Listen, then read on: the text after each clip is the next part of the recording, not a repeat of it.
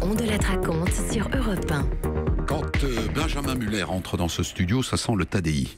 Voilà. C'est-à-dire que le TADI n'est pas loin, le TADI se terre. Je confirme, je le vois. Il est en général en cabine technique et il est là, il se chauffe, puisque c'est lui qui prend la suite dans un instant. Bonsoir, cher Benjamin. Bonsoir à tous. Alors, vous avez écouté nos concurrents toute la journée, qu'est-ce que ça donne ? Je vous propose qu'on commence par un son d'Europe 1, si ça vous va. Ah c'est pas la concurrence, ou alors si on fait concurrence à nous-mêmes. Exceptionnellement, on va se faire concurrence à nous-mêmes et surtout à Patrick Cohen, qui ce matin recevait la maire de Paris, Anne Hidalgo. Il a notamment été question de voitures, de pollution, de bouchons, bien sûr, quand tout à coup... 7 franciliens sur 10 ne prennent pas leur voiture pour venir travailler. Non, donc c'est le contraire. 3 sur... Non, c'est le contraire. Non.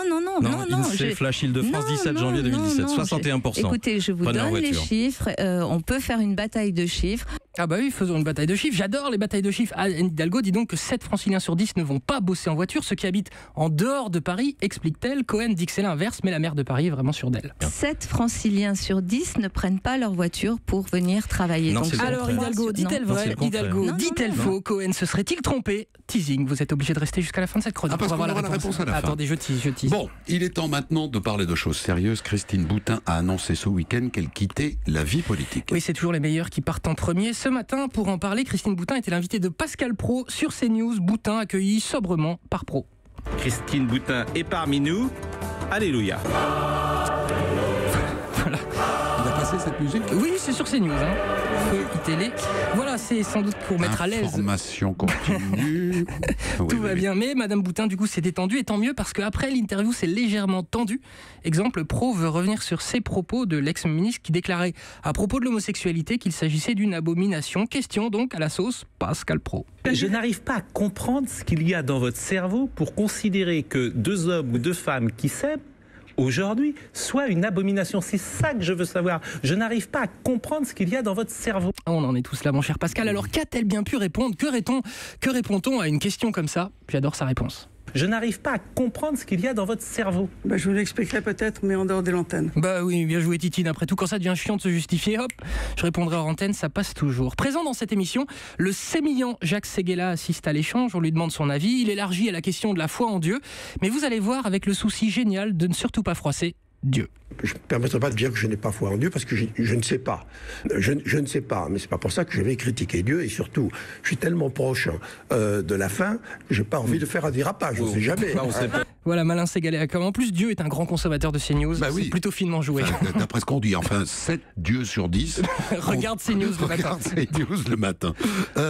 On va prendre de la hauteur maintenant en écoutant quelques-uns des grands philosophes de notre époque. Pascal Bruckner, hier soir sur France 5, on lui parle de l'écriture inclusive. Il répond via cet exemple canadien. Qui se passe au Canada, dans le collège de Durham, dans l'Ontario, où l'écriture inclusive concerne les catégories suivantes. Lesbiennes, gays, genderqueer, bisexuels, demisexuels, transgenres, traverses. Ils ont oublié les onanistes, les fétichistes et les pédophiles. On ne voit pas pourquoi ils seraient exclus. Voilà, des homosexuels aux pédophiles. Il n'y a donc qu'un pas que n'a pas hésité à franchir Pascal Bruckner. Tout va bien. Du coup, Pascal Bruckner, si vous nous entendez ce soir, si vous écoutez Europe 1, il y a cette question que j'adorerais vous poser. Je n'arrive pas à comprendre ce qu'il y a dans votre cerveau. Et oui, autre philosophe du jour, BHL, il était ce matin sur France Inter, on lui demande ce qu'il pense de Balance ton porc, il répond: ce que j'aime pas, c'est quand on traite un homme de porc. Ça, j'aime pas ça. Un homme, aussi criminel soit-il, c'est pas un porc. Vous savez, Jean-Paul Sartre, préface aux damnés de la terre de Franz Fanon, on traite jamais un homme, fût-il un criminel, comme un animal. Ne l'appelez plus jamais porc, dit en substance BHL.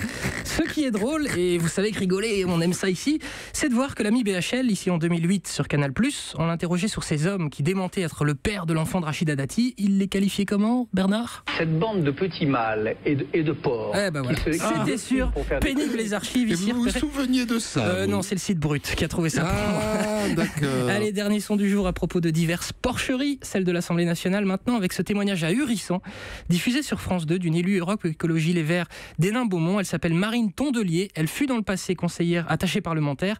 Elle raconte qu'entre femmes, on se refilait les tuyaux. Il y a des noms de parlementaires qui circulaient entre collaboratrices parce qu'on savait qu'il ne fallait pas prendre l'ascenseur avec eux. Parce qu'il se passait quoi?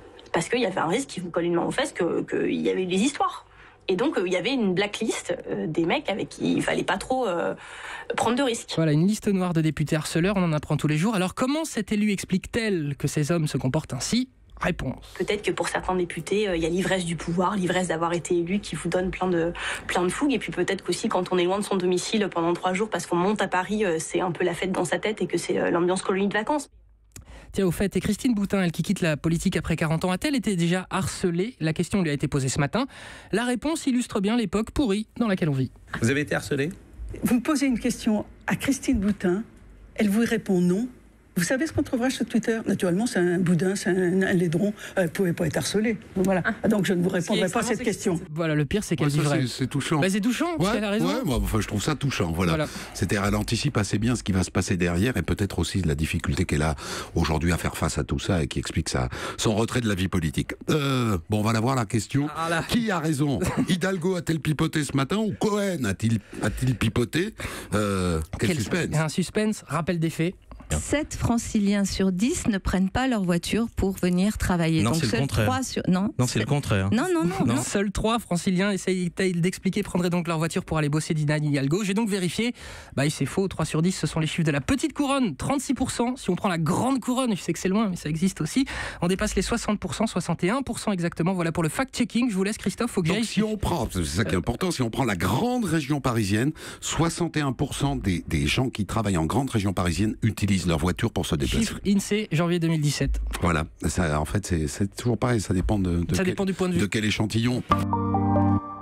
Europe